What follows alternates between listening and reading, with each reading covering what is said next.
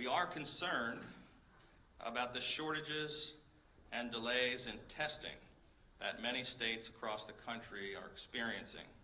And we're concerned that the administration in Washington is now attempting to actually cut federal funding for testing at a time when it is so critically important to our ability to get a handle on and to stop this virus.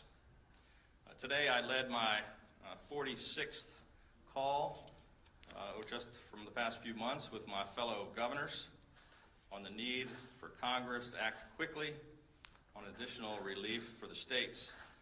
And I was joined by my National Governors Association Vice Chair, New York Governor Andrew Cuomo, in putting out a bipartisan statement urging the Senate to approve state stabilization funding in the next COVID-19 relief bill. The recent dramatic spikes in the rise in infection rates in other states has significantly increased the national demand for testing and has caused delays of up to 10 days or more at commercial labs across the country. It is slowing testing results even for us here in Maryland. We currently have more than 220 testing sites available statewide. We've so far surpassed all of our testing goals, but many of them are seeing substantial delays, in some cases up to a week to 10 days, from some of these overwhelmed commercial labs around the country. So it has started to impact us here. I want to make very clear to the people of Maryland again that this crisis is not over, and your actions may help determine whether we see a resurgence of the virus here in Maryland. You are still safer at home. Lower risk does not mean no risk. Outside activity is still much safer than inside. Employers should continue to encourage telework for their employees when possible, and individuals who can work from home should continue to do so.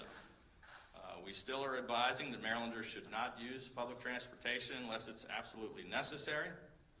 Marylanders should continue to practice social distancing, staying 6 feet apart whenever possible, and all Marylanders, but especially our young people, should be avoiding all large gatherings. Everyone must continue wearing masks in public areas, businesses, and on public transportation.